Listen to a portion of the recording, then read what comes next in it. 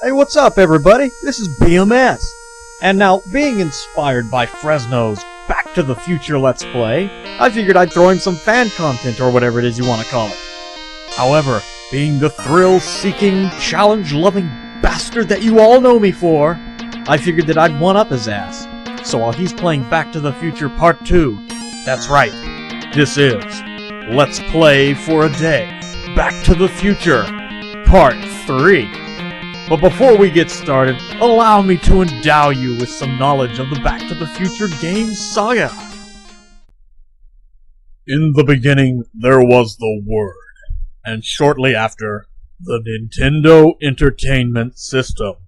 And on that glorious console in 1989, the game Back to the Future was released, based on the movie of the same name. It chronicles Marty McFly's adventure as he travels back in time to the year 1955, as he tries to save his friend the Doc, who in 1985, in order to complete his time machine, traded a missile filled with old pinball machine parts to the Libyans, who in exchange gave him some plutonium, or uranium, or one of those nuclear elements.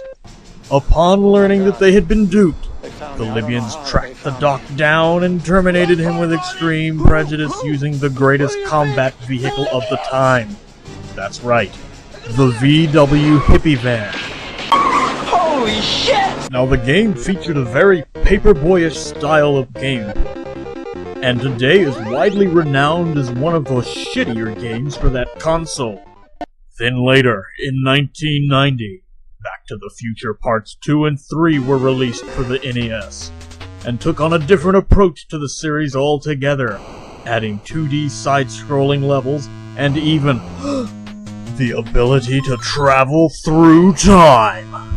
However, even with all these additions to the gameplay, for the most part the game is looked down upon, much in the same way that you would a small retarded kid who upgraded his tricycle to a bicycle. Not enough of a change to make a difference. Then, in 1993, the series was reinvented with Super Back to the Future Part 2, the same game that Freezing Inferno's is LP. This took the gameplay to an entirely different level, featuring some halfway decent-looking Japanimation art for the characters, including an extremely freaky-looking Doc, as well as smooth controls, and an attempt to actually include a good deal of the actual story, all of which had been unheard of in the past games. It should also be mentioned that this was developed by a Japanese company named Daft, and published by Toshiba, which would probably explain all of the above changes. Now, for the main game of this video, the one we've all been waiting for, we have to go back in time to the year 1991, in which Back to the Future Part 3 was released for the Sega Genesis. And with that in mind, we shall begin. Hey, what's up? And this is Back to the Future Part 3! Now this was released back in 1991 for the Sega Genesis, and by some weird company named Probe. What? Never heard of them, you say? Well, that's to be expected. And after you see a little of this game, you will know, beyond a shadow of a doubt, why they are such an unknown company. Now you may be asking yourself, well, gee BMS, is this a fun game?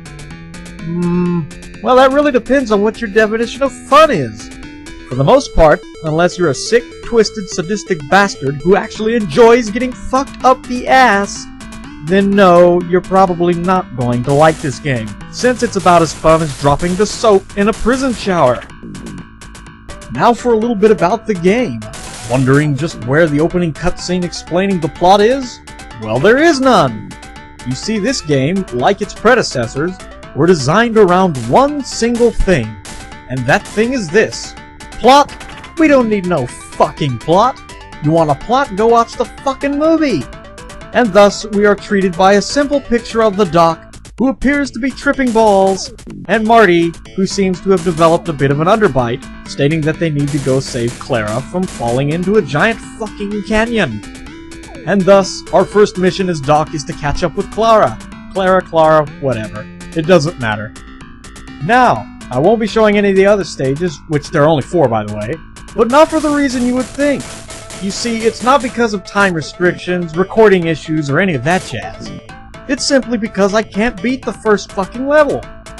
Now, I mean, there are games that are full of shit when it comes to difficulty. Super Metroid Impossible, for instance.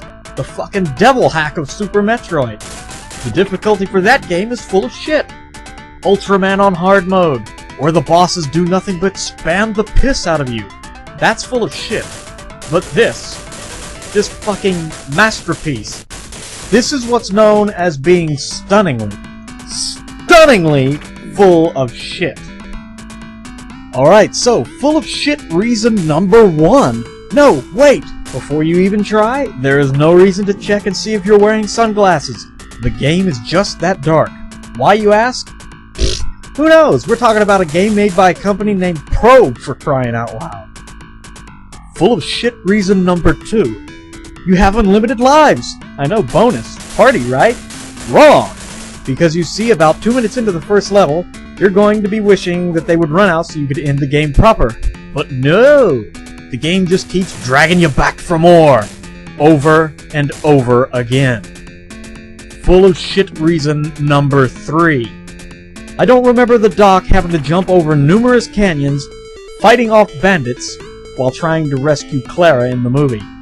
Or maybe it's just my memory's gone bad, I don't know. You be the judge on that one. Full of shit reason number 4. Aside from the fact that you're given a pistol that sounds more like an M60, the screen scrolls so fast that you can't hardly see anything in time to shoot it.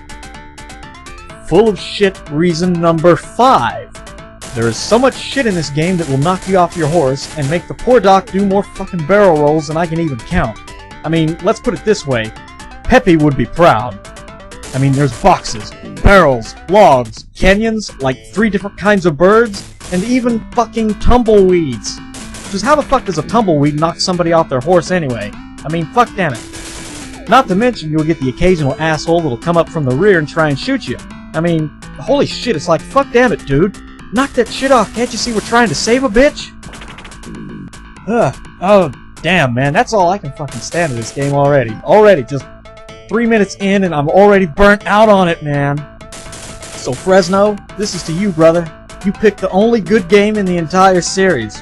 So bravo. Because there's no way in hell you would stand a chance if you tried this piece of poo. So with that, good luck, man. And Godspeed on your LP, brother. Oh, by the way, people, go check that shit out, too. He's only got like 2 parts up now, so it's still early on in the LP. But so far, he's doing a pretty good job with it. And you know I don't give out my praises very often, so click the link in that fucking description and check that shit out, yo!